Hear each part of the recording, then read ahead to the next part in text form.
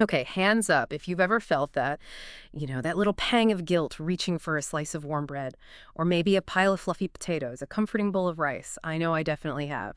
There are just those moments when all I really crave is something starchy, but, well, I also want to feel good afterwards, keep my energy steady. Oh, absolutely. It's such a common feeling, isn't it? These foods, these carbohydrates, they're just so ingrained in how we eat. And the idea of having to avoid them completely, it can feel like a real sacrifice. Exactly. So look, today we are not about restriction. Forget those endless lists of no-go foods. Our mission, really, in this deep dive is to unlock some genuinely fascinating and practical science-backed strategies so you can actually enjoy those carbs, the bread, the potatoes, the rice, without, the blood sugar roller coaster. Yeah, let's get into it. And maybe the best place to start is just understanding why these foods have the effect they do. It's pretty fundamental, but yeah, the main thing that drives up our blood sugar is eating carbohydrates. Think about the big ones: potatoes, yam, rice, beans, bread, corn, even fruits like bananas and mangoes, which are naturally sweet. And of course, sugar itself. Right, and a lot of those, like potatoes, rice, bread, they're full of starch, aren't they? Precisely. Starch is essentially just a long chain. Think of it like beads on a string, Hey. where each bead is a glucose molecule. They're all linked together. And when you eat starchy foods, your body gets to work breaking down those long chains Okay. into the individual glucose units. Yeah. And that glucose is what enters your bloodstream and causes that rise in blood sugar we're talking about. Okay, starch breaks down into sugar and bam, there's the spike. But I feel like I've heard there's, well, more to starch than just that. Is that right? Yeah, you are spot on. Yeah, there are different types of starch. For what we're talking about today, the two main players are, let's call them regular starch and resistant starch. And the really critical difference, and this is where it gets super interesting, is that our bodies don't really have the right tools, the enzymes, to break down resistant starch into glucose. Ah, okay. So it just kind of slips through without causing that big sugar rush. In essence, yes. It acts much more like dietary fiber as it moves through your digestive system. And here's a fantastic bonus. It actually feeds the good bacteria in your gut. It's a prebiotic. So it's good for your gut health too, almost a two-for-one deal. Oh, that's a great perk. So where do we find this amazing resistant starch naturally? Well, it's naturally present in several common foods, things like Irish potatoes, sweet potatoes, yam, green bananas, unripe ones, that is green plantains, beans, peas, even tiger nuts have some. Okay, that's a pretty good list. But I I have this nagging feeling that cooking messes things up somehow. That is a really crucial point, yeah. The process of cooking these foods, especially boiling them, well, it unfortunately changes most of that naturally occurring resistant starch into the regular kind, the Oh. kind your body can break down easily. So the very act of, say, boiling a potato to make it soft and edible actually reduces its resistant starch content quite a bit. Bummer. Right. So cook them and lose the benefit. That feels a bit counterintuitive if we want to eat like a nice plate of cooked potatoes. Oh, and this is a big but. Here's where it gets really fascinating. Hmm. Once you've cooked those starchy foods, potatoes, rice, pasta, whatever, in water, something remarkable happens if you just cool them down, put them in the fridge, ideally overnight. Some of that regular starch actually changes its structure. It reconfigures itself into resistant starch. Hold on a second. You're telling me that cooling down my cooked potatoes can actually make them better for my blood sugar? That sounds almost too easy. It sounds surprising, I know, but it's a well-documented thing. Yeah. And what's even cooler, literally, is that if you then reheat those cooled foods, Hmm. you can even cool and reheat them again, potentially. You might actually increase the amount of this beneficial resistant starch even more. So wait, my leftover rice, reheated from last night, could actually be gentler on my blood sugar than the fresh batch I made the day before. In terms of its impact on your blood glucose levels, yes, that's quite possible.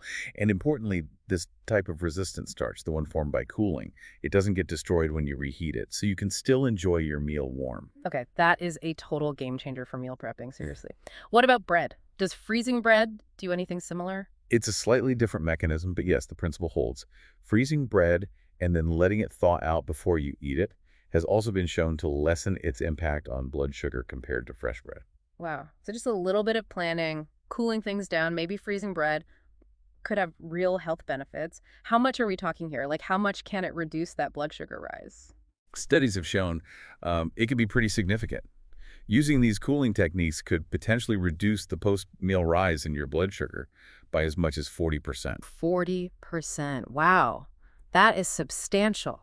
It really is. And it's not just about avoiding that immediate spike, right? I think I read somewhere there are longer-term benefits too. Absolutely. If you consistently include resistant starch in your diet, over time, it's been linked to improvements in insulin sensitivity, which basically means your body gets better and more efficient at managing blood sugar levels overall. It's a long-term win. That's fantastic news. Okay, and you mentioned one little extra tip for rice, something about oil. Oh yeah, just a little trick you can try. When you're boiling rice, try adding about a teaspoon of coconut oil to the water. Then, do the cooling thing, cool it in the fridge overnight. Some research suggests this might help boost the formation of resistant starch even more. Simple thing to try. Okay, noted. Coconut oil with the rice, then cool it. Got it. The cooling trick is definitely a major takeaway. Now let's shift gears a bit. Let's talk about drinks. You mentioned drinks that can help manage blood sugar after eating starchy stuff. First up was lemon or lime juice. What's the magic there? Right, the key is the acidity. Lemon and lime juice, they contain acids, like citric acid, which can actually slow down an enzyme in your saliva. It's called salivary amylase. This enzyme is the very first step in breaking down starch right there in your mouth. So if you slow it down, You slow down the whole process right from the start, meaning a more gradual release of glucose later on. exactly. Plus, that acidity can also slightly slow down how quickly your stomach empties, Oh, which means you might feel fuller for a bit longer, and again, it just contributes to a slower, more steady release of glucose into your bloodstream instead of a sudden rush. makes sense. Slow and steady wins the race when it comes to blood sugar, it seems. Okay, what about the second drink, vinegar? And apple cider vinegar is everywhere these days. Yeah, vinegar generally, it doesn't have to be apple cider vinegar, though that one does have some extra potential benefits. It works in a similar way to lemon or lime juice. It's got acetic acid. Mm.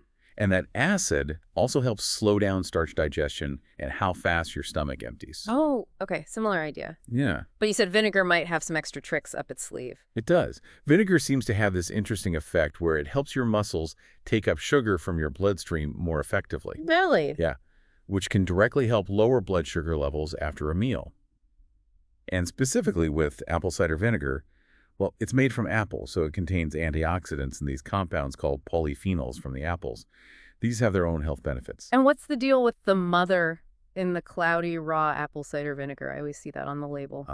The mother. That's basically just a mix of beneficial bacteria and yeast. It's a living culture. So Mhm. consuming it can have a probiotic effect, potentially giving your gut microbiome a little boost. Interesting. Okay, now the third drink you mentioned was wine, but you sounded pretty cautious about it. Why the warning? Right. Well, wine does have some acidity, yes, but its main effect on blood sugar comes from the alcohol itself and how your liver deals with it. See, when you drink alcohol, your liver basically drops everything else to prioritize breaking down the alcohol. That includes releasing stored glucose or making new glucose. So alcohol can lead to unpredictable and sometimes quite significant drops in blood sugar. Yeah, unpredictable sounds potentially risky, especially for some people. Exactly. If someone is already taking medication to lower blood sugar, like for diabetes, mixing it with alcohol can be genuinely hazardous. Plus, a lot of people who are watching their blood sugar might also be dealing with non-alcoholic fatty liver disease, and alcohol can unfortunately make that condition worse. Okay, so definitely not the go-to strategy for managing post-meal blood sugar. Got it. You mentioned ranking these drinks. Yeah, just thinking about it from a practical, beneficial standpoint, vinegar, especially apple cider vinegar for those extra potential perks, is probably top of the list. Then, lemon or lime juice, great for the acidity, and you get some antioxidants too. And then wine. Well, it's at the bottom with a big asterisk next to it, really, because of those unpredictable effects and risks. Very clear. Okay, let's move on to some really practical, hands-on strategies around meal times. You broke this down nicely, before, during, and after eating. Let's start with before. What can we do before we even sit down to eat? Right, setting the stage. There are a few good options. One, like we just talked about, is drinking that diluted lemon or lime juice or vinegar. About 2 tablespoons in, say half a glass of water, maybe 30 minutes before you eat. Okay, sort of primes the system. Exactly.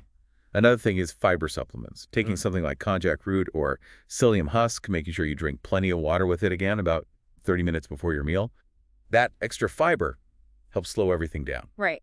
Adds bulk, slows the absorption of the carbs. Makes sense. Any other pre-meal tips? Supplements, maybe? Yeah, there are a couple of supplements that show some promise. Fenugreek powder, maybe about 5 grams, Or a 500 milligram fenugreek supplement taken about 30 minutes before eating might help manage the blood sugar response. Hmm. Similarly, there's another one called Gymnema sylvestre. Around 400 milligrams taken beforehand could also be helpful for some people. Worth looking into, perhaps. Interesting options. What about eating something before the main course, like a pre-meal snack? Yes, eating a good-sized plate of vegetables, especially leafy greens, about half an hour before your main meal can be really effective. The fiber in the veggies helps blunt the blood sugar response to the carbs you eat later. These kinds of pre-meal strategies are especially handy when you're eating out, maybe, or in situations where you don't have total control over the food. Good point. A little preloading with veggies gives you a bit of a metabolic edge. Okay, now what about during the meal? As we're actually eating, what should we keep in mind? Okay, the absolute number one rule, the fundamental principle during the meal is never eat your carbohydrates naked. Naked carbs. Yeah, meaning alone. Always, always pair them with some protein like meat, fish, eggs, or some healthy fat or some fiber, those leafy greens again. Ideally, try to get at least one of those, maybe even all three, on the plate with your carbs. Okay, so it's all about building a balanced plate. You mentioned there's a resource with more detailed ideas on combinations. Yes, that's right. There's a document available that gives more specific examples of how to mix and match food groups effectively for a better blood sugar balance. Great. And even something simple like salad dressing can make a difference. Absolutely. If you have a salad with, say, an oil and vinegar dressing, both the fat from the oil and the acid from the vinegar will help slow down digestion and temper the blood sugar impact of any starches you eat in that meal. Cool. Can you give us a few examples of what these balanced meals might look like in practice? Sure. An egg sandwich works. You've got the carbs from the bread, but also protein and fat from the egg. Or think about rice. Combine it with beans that add fiber and protein. Maybe add a little butter or ghee for healthy fat. Even oatmeal, which is starchy, becomes much more balanced if you add, say, Greek yogurt for protein, plus some nuts, seeds, and berries for fat and fiber. Those sound good. Definitely well-rounded. What about the order we eat things in? Does starting with veggies first actually help? It can, yeah. If it's practical for the meal you're eating, try starting with your high-fiber foods first, usually the vegetables or salad. Then maybe move on to your protein and fat sources, like the chicken or fish, and eat your starchy carbs, like the potatoes or rice, last. The idea is just to give the fiber and protein fat a head start in slowing down digestion before the main carb load hits. But sometimes that's just not possible, right? Like with spaghetti bolognese or a stew. Exactly, and that's totally fine. If everything's mixed together, just eat it together. The main thing is still making sure those carbs aren't naked, that they have friends on the plate, the protein, fat, and fiber. And don't forget you can incorporate vinegar into the meal itself. Like we said, salad dressings, maybe having some pickled vegetables on the side, or even how the British use malt vinegar on fish and chips. It all helps. Great. Really useful tips for during the meal. Okay, last phase, after eating. What can we do once the meal is finished? And maybe just quickly remind us again why managing these post-meal spikes is so important. Right. Well, the why is crucial. Occasional spikes aren't a huge deal for most healthy people, but if it's happening frequently, those big surges in blood sugar, followed often by crashes, can cause problems over time. They can make your body less sensitive to insulin, leading towards insulin resistance. Long-term, poorly controlled blood sugar significantly increases the risk for serious stuff like heart disease, kidney problems, even issues with memory and cognition. There's also this process called glycation, basically sugar sticking to things in your body where it shouldn't, which contributes to aging and tissue damage. Plus, spikes encourage fat storage. And even day-to-day, those spikes and crashes can leave you feeling tired, foggy-headed, maybe anxious or moody, and can even temporarily suppress your immune system. Wow. Okay, so it really impacts both long-term health and how we feel right now. Absolutely. So what can we do after eating? One of the most powerful things is simply to move your body. Aim for about 10 to 20 minutes of light to moderate physical activity, ideally within about 30 minutes of finishing your meal. Like what kind of activity? Doesn't have to be intense. A brisk walk, maybe put on some music and dance around the kitchen, climb some stairs, like kickboxing. Anything that gets you slightly out of breath and uses those big muscles in your legs and trunk. And why does moving after eating help so much with blood sugar? Because when your muscles are active, they can actually pull glucose out of your bloodstream directly without needing much help from insulin. Oh, interesting. Yeah, it's like opening a side door for the glucose to get into the muscles. This is especially beneficial for people with type 1 diabetes. It can reduce their need for insulin post-meal, but it helps everyone manage that glucose surge. Okay, so get moving after meals. What about snacks? If we get hungry between meals, any blood sugar-friendly tips? Generally, for snacks, think savory rather than sweet. Things like a small piece of cheese, a handful of nuts, some veggie sticks with hummus, or another dip, even pickles. These tend to have less of a dramatic impact on blood sugar. If you are going for something a bit more starchy, that's usually better than something purely sugary. And if you do have a starchy snack, remember the vinegar trick. Have a little diluted vinegar with it, or just before, within about 30 minutes. Vinegar helps more with slowing down starch digestion than it does with pure sugar. Right, because the vinegar slows the starch breakdown, but sugar is already simple, ready to go. Exactly. So you can see how all these different strategies, the before, the during, the after, they all kind of weave together, don't they? Yeah, they really do. It feels like a whole toolkit. Precisely. Combining these techniques gives you the best, most holistic approach to actually enjoying those carb-rich foods while keeping those blood sugar spikes much more manageable. This has been incredibly insightful. Honestly, it feels really empowering to know there are these practical, science-backed things we can actually do. It really is empowering. And the goal isn't about deprivation. It's about being smart, finding sustainable ways to fit the foods we enjoy into a lifestyle that supports our health. So for you listening, I really encourage you to maybe think about which one or two of these techniques sounds easiest to try first. Could you cool your rice overnight? Or start your meal with a salad? Or take a short walk after dinner?